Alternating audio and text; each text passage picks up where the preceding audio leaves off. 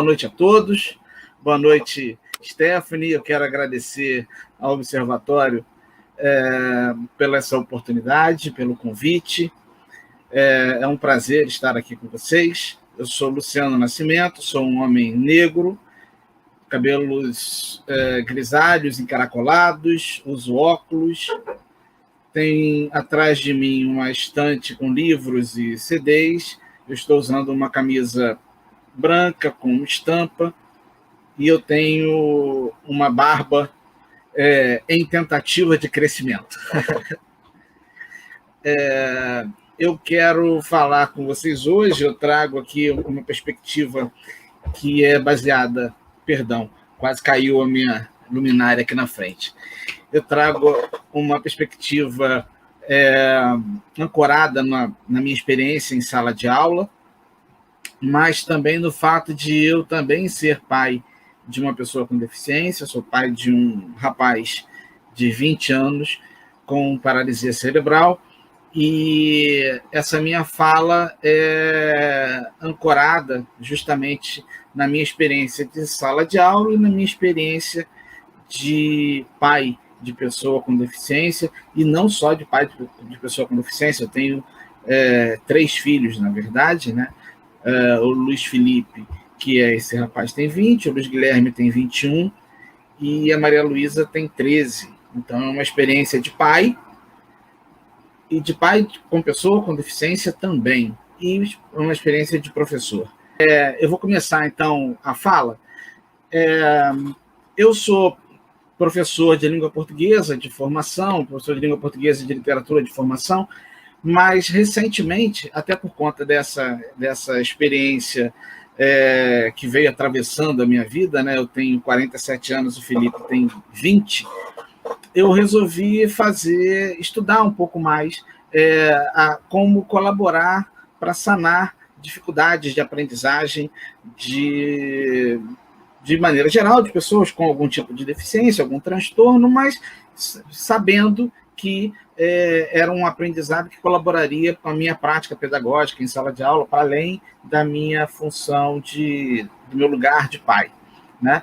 Então, eu fiz um curso de psicopedagogia, me tornei psicopedagogo recentemente, e percebi que uma parte dos problemas, uma parte das dificuldades de aprendizagem com que eu lidava em sala de aula, e com que lidava não só como professor, mas também como aluno, né? Lembrando do meu tempo de aluno na adolescência e depois na faculdade, e depois em pós-graduação e tudo mais, eu percebi que boa parte dos problemas de aprendizagem comuns numa sala de aula não estão relacionados necessariamente com transtornos, distúrbios, deficiências dos alunos, mas que muitas vezes o que acontece previamente é que nós, professores, não tivemos formação suficiente, não tivemos uma formação específica para lidar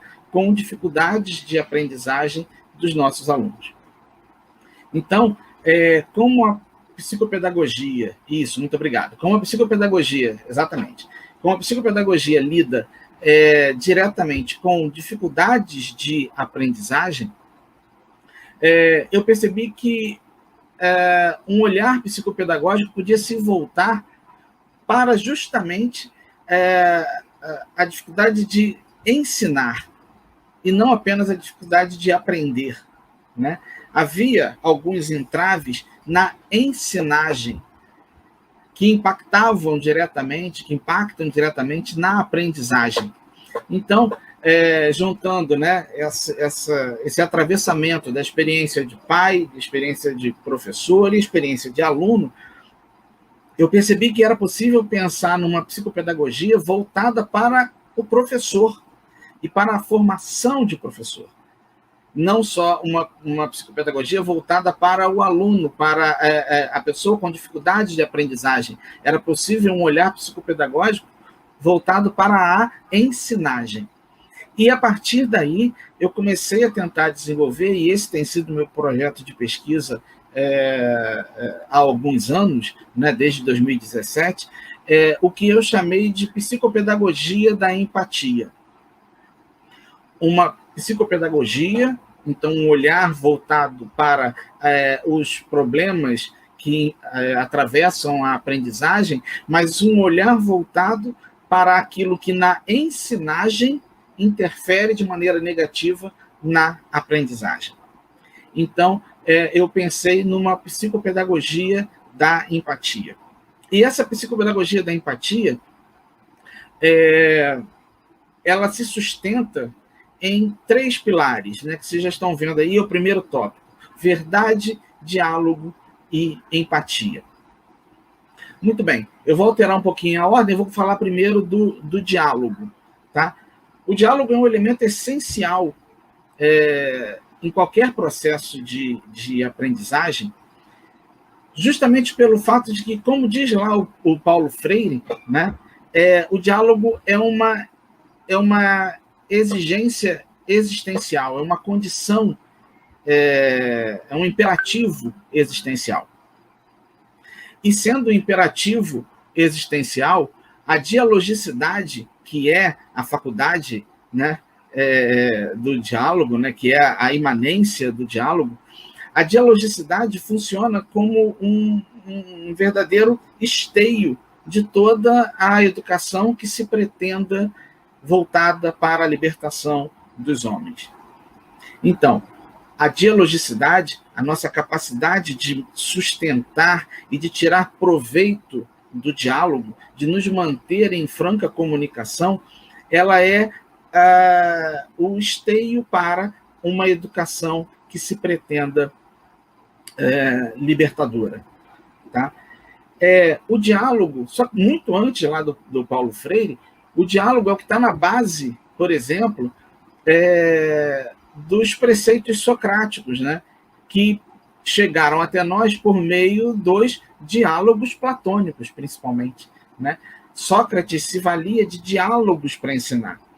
E dentro desses diálogos, dessas conversas de Sócrates, na Grécia Antiga, havia um elemento que era o verdadeiro pavor de Sócrates, né?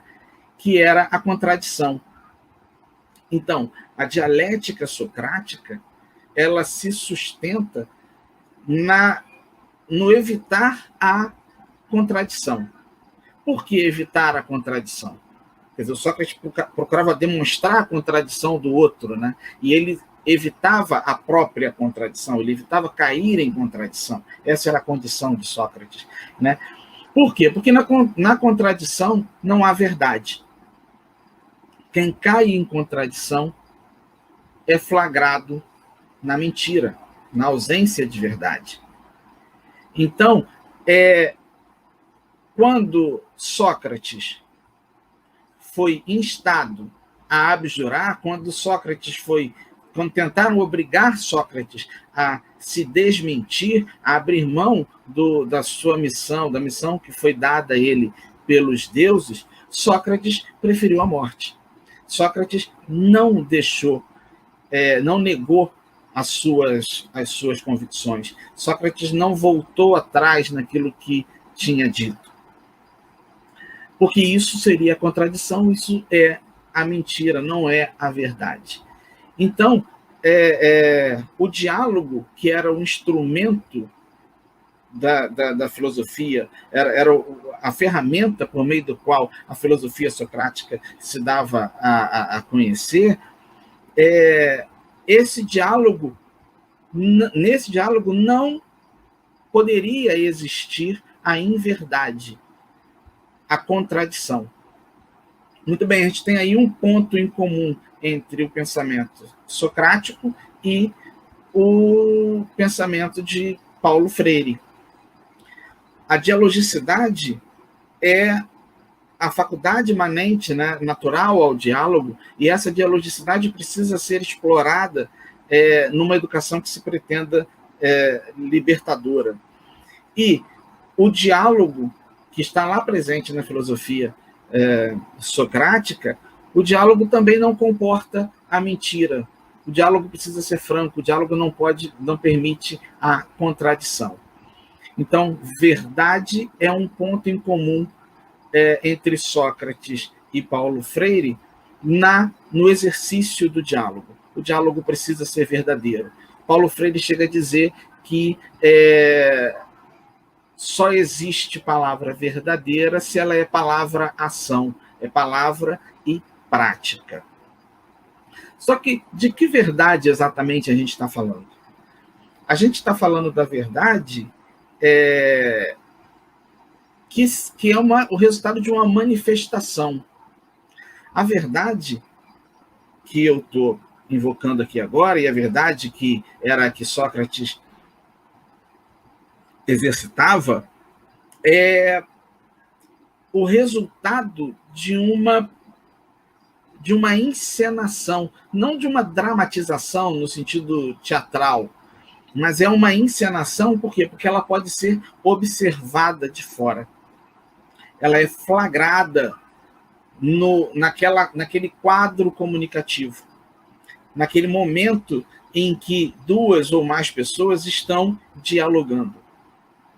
E como é que essa verdade se manifesta? E aí eu invoco o Michel Foucault, que é quem traz essa concepção de verdade como uma manifestação, como uma encenação. Para que a gente consiga flagrar a verdade, é preciso perceber a perfeita coincidência entre pensamento e ato. A verdade está na perfeita coincidência entre palavra, entre discurso e ato. A verdade surge também, além dessa coincidência, a verdade surge de uma relação de força que é assimétrica. Então, existe um risco para aquele que fala a verdade. Se a gente pensar, por exemplo, no fato de que a nossa condição de professores é uma condição tremendamente atacada, nosso lugar de professor é tremendamente atacado hoje em dia, ser professor exige coragem. Nos coloca, a princípio, por definição, numa condição assimétrica, porque se espera que que o professor, tome para si a função de colaborar no desenho da aprendizagem do seu aluno. Percebam, a assimetria não é um sinônimo perfeito de hierarquização. O professor não está acima do seu aluno, mas cabe ao professor colaborar ativamente no desenho da aprendizagem, no reconhecimento dos modelos, dos formatos, das estratégias, dos objetivos. Cabe ao professor essa iniciativa. Só que essa assimetria, cada vez mais nos tempos que nós vivemos, ela se marca também por um grande risco. O professor se coloca cada vez mais numa condição de... o professor tem sido colocado cada vez mais no lugar do alvo de agressões potenciais. Então, a verdade, segundo Foucault, ela se manifesta quando acontece uma perfeita sintonia, coincidência entre pensamento e ato, quando existe uma assimetria tal que quem fala assume um risco, e a verdade acontece, a verdade se manifesta justamente quando quem está observando aquela cena comunicativa reconhece a coragem de quem, mesmo estando em risco, assume o seu compromisso íntimo de dizer o que pensa e de agir como acredita que é o certo. E aí voltamos a Sócrates, que prefere a morte a abjurar, a negar o que tinha falado antes. A psicopedagogia da empatia, que eu tenho procurado defender, que eu tenho procurado estudar, ela se apoia no diálogo necessário e ela se apoia na verdade, que é indispensável. É necessário, é indispensável que se reconheça a verdade da parte de quem toma para si a missão de colaborar ativamente no desenho da aprendizagem. Só que essa verdade, ela necessariamente surgirá quando for... Ok, só um minuto, vai haver uma troca de intérprete. Muito obrigado, Stephanie.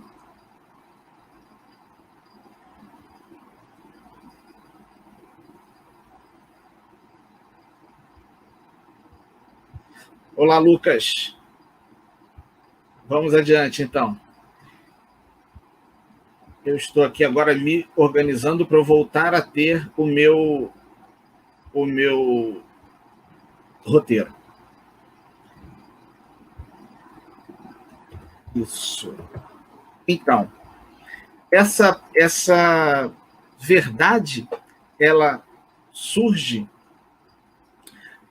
necessariamente a partir do reconhecimento por parte do professor das reais condições de vida ou do real cenário em que o aluno se encontra.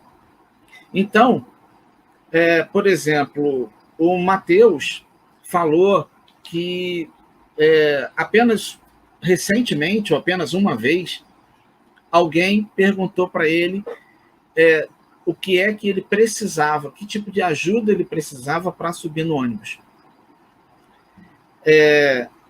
Essa atitude, que é uma atitude dialógica, né? Então, Matheus, o que é que você precisa? Que tipo de ajuda você precisa? Essa atitude encena, manifesta a verdade, o verdadeiro interesse dessa pessoa em ajudar. Mateus percebeu, tanto ele percebeu que havia ali sinceridade, verdade, que ele trouxe essa história para a gente. E esse legítimo interesse está ancorado na empatia, no se colocar no lugar do outro, no tentar experimentar o que o outro vive. E aí, quando a gente fala na experiência, no reconhecimento da experiência do outro, na valorização da experiência do outro, a gente vai lá para a fala da Ana, por exemplo, quando citou a experiência dela, a vivência dela numa escola montessoriana. Foi o comer o peixe e reconhecer ali no peixe a espinha do peixe que marcou a aprendizagem da Paulinha em relação ao fato de sermos seres vertebrados. Nós, humanos, somos seres vertebrados. Então, a experiência é o reconhecer, o valorizar a experiência do outro, entender que cada um de nós tem uma experiência absolutamente pessoal, absolutamente única, é também algo primordial para que se reconheça, para que se desenvolva a empatia. E a gente só consegue manifestar a verdade, a gente só consegue encenar a verdade, a gente só consegue dar corpo à verdade quando a gente, de fato, é empático. E para que a gente demonstre essa empatia, para que a gente exercite essa empatia, para que a gente consiga, de fato, dar vazão a essa empatia, que é um sentimento instintivo, até natural, instintivo. A gente, na verdade, desaprende culturalmente a ser empático. A a gente vai desaprendendo a ser empático, a gente vai passando a ser apático, a gente vai passando a negar o valor do outro, a experiência do outro. É culturalmente, é socialmente que a gente aprende isso. A gente consegue manter a empatia por meio do diálogo. O que você precisa para subir no ônibus? Como é que eu posso te ajudar, efetivamente? E isso vale para o professor em sala de aula com o seu aluno que tem alguma necessidade específica, só que vale não apenas nessas circunstâncias.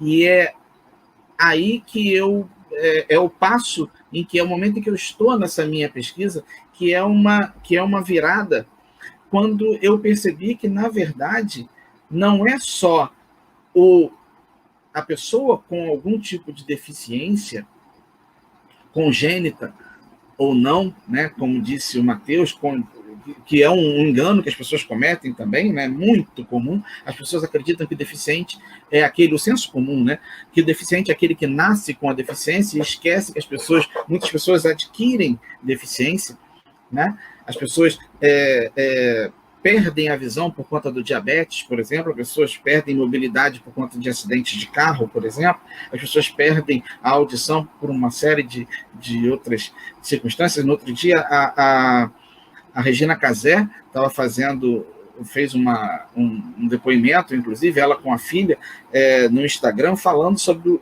como a filha dela perdeu a audição por conta de um medicamento equivocado, né? Ela usou um medicamento que não deveria usar, por indicação médica, inclusive. Então, as deficiências também são adquiridas, né? Só que não são só pessoas com deficiência, congênitas ou adquiridas, ou com distúrbios, ou com transtornos, ou com dificuldades temporárias que estão nas nossas salas de aula. Na nossa sala de aula, cabe muito mais gente. Ainda que a gente não perceba. Porque é relativamente fácil, e eu duvido um pouco de mim mesmo, inclusive, quando eu falo isso, quando eu lembro das notícias no jornal, as coisas que a gente tem visto no mundo, né? Eu duvido de mim mesmo, mas tudo bem, eu vou falar. É relativamente fácil perceber alguém com uma deficiência, sobretudo se física, dentro da nossa sala de aula. Mas as dificuldades de aprendizagem afligem um público muito maior do que apenas as pessoas com deficiência, que estão amparadas pela lei, por exemplo. A LDB, que fala na educação especial, a Lei Brasileira de Inclusão, o Estatuto da Pessoa com deficiência, né? As dificuldades de aprendizagem afligem um grupo muito maior de pessoas, muito maior. E a pandemia tem colaborado para que a gente enxergue isso. Então, eu chamo essas pessoas que têm dificuldades de aprendizagem, determinadas dificuldades de aprendizagem, que também são relativamente fáceis de perceber. Eu digo que essas pessoas vivem em condição de vulnerabilidade sociocultural. A condição de vulnerabilidade sociocultural é uma condição que é resultante de 2 fatores. O primeiro desses fatores é a ameaça iminente de extermínio. Extermínio físico, inclusive. Se vocês já viram o filme M8, Quando a Morte Socorre a Vida, fica bem tranquilo reconhecer de que ameaças eu estou falando. Se você vê a quantidade de mulheres que são vítimas de feminicídio no Brasil, e como esse número aumentou muito durante a pandemia, você sabe do que eu estou falando. Se você pensa nas populações indígenas brasileiras sendo exterminadas, com vírus ou sem vírus, você sabe do que eu estou falando. Se você já ouviu algum governante falar que só vai morrer as pessoas idosas mesmo, você sabe do que eu estou falando. Se você já ouviu alguém dizer que vai morrer só quem tem comorbidade, você sabe do que eu estou falando. A ameaça constante de extermínio é um dos fatores que marca a vulnerabilidade sociocultural. Do extermínio físico. Só que existe a possibilidade do extermínio simbólico também. É quando o humorista vai dizer que uma pessoa de 50 e poucos anos já não presta para nada. É quando alguém diz que o lugar de mulher é pilotando fogão. É quando alguém diz que uma religião, por exemplo, é coisa do diabo. É quando uma outra pessoa diz que tal atividade não pode ser desempenhada, tal ou qual atividade não pode ser desempenhada por um homossexual, por um transexual. A condição de vulnerabilidade sociocultural aflige não apenas as pessoas com deficiência congênita ou adquirida, com transtornos, com dificuldades. A vulnerabilidade sociocultural é uma condição que atinge todas as pessoas que estejam ameaçadas de extermínio físico, concreto ou simbólico. E essa condição impacta diretamente na aprendizagem, porque é lógico que toda vez que acontece um tiroteio numa comunidade, as aulas são suspensas, temporária ou definitivamente naquele turno. A criança que apanha em casa, que é vítima de violência parental ou de abandono parental, ela tem dificuldades, tende a ter mais dificuldades de aprendizagem. Então, a condição de vulnerabilidade sociocultural impacta diretamente na nossa capacidade de aprender, na nossa condição de aprender. E se o professor não percebe que dentro da sala dele ele tem um aluno ou uma aluna com um comportamento diferente, o que vive numa condição socioeconômica de dificuldade, se o professor não leva isso em consideração, se o professor não leva em consideração o fato de que, infelizmente, no nosso país, mulheres são vítimas potenciais de estupro, e aí não adianta dizer, não, que com aquela roupa, com isso, aquilo, se a roupa importasse, freiras não eram estupradas, mulheres de burca não eram estupradas. Mas estava nessa hora na rua fazendo o quê? Estava voltando do plantão, era enfermeira. Então, se o professor não é sensível a essas questões, o professor tem a sua ensinagem comprometida, porque ele deixa passar uma série de coisas sobre as quais ele deveria falar e não fala. Então, na nossa sala de aula, precisa caber falar de feminismo, sim. O professor precisa ter uma postura antimachista, antirracista, antitransfóbica. Isso tudo precisa caber na nossa sala de aula, porque isso tudo está na nossa sala de aula. O machismo, o racismo, o elitismo, a transfobia, tudo isso está na nossa sala de aula. A fome está na nossa sala de aula. Então, é necessário que o professor adote, que o profissional da educação adote o quanto antes, para ontem, o que eu tenho chamado de interseccionalidade radical. É necessário permear a nossa prática pedagógica por um olhar que seja interseccional, ou seja, que seja atravessado por todas essas agendas, todas essas pautas, todas essas causas, todas essas possibilidades de impacto na aprendizagem. A nossa ensinagem precisa ser sensível aos transtornos que podem impactar e que impactam a aprendizagem. O professor precisa, na minha perspectiva, e é isso que eu tenho defendido, é sobre isso que eu tenho procurado falar, a gente precisa abraçar um olhar interseccional radical. E isso, só um parêntese, eu tenho percebido isso em muitas manifestações artístico-culturais que têm surgido nos últimos anos. Se a gente parar para pensar, por exemplo, no desfile da Mangueira, que fala o evento na internet, certamente pessoas de outros estados, de outros países, quiçá. Mangueira, Escola de Samba do Rio de Janeiro, uma das mais tradicionais no Rio de Janeiro. Em 2019, a Mangueira foi campeã falando sobre as histórias para ninar gente grande, histórias que não estão contadas nos livros de história. Se a gente pensar naquele desfile que falava dos indígenas mortos pelos bandeirantes, que falava de Marielle, a gente vê esse olhar interseccional. Se a gente ler o livro brasileiro mais festejado nesse momento, o romance brasileiro mais festejado na atualidade, que é Torto Arado, de Itamar Vieira Júnior, Torto Arado fala sobre comunidades quilombolas, sobre religiões de matriz africana, fala sobre poder e empoderamento feminino, fala sobre o poder da educação. É um romance absolutamente interseccional. Então, a interseccionalidade precisa ser radical e essa interseccionalidade radical precisa permear as nossas práticas pedagógicas. Como está aí nessa citação, nós vivemos num país capacitista, sim, ou seja, que acredita que pessoas com deficiência não podem um monte de coisas. Só que esse país não é só capacitista, ele é racista, ele é sexista, ele é homofóbico, ele é elitista, ele mata indígena.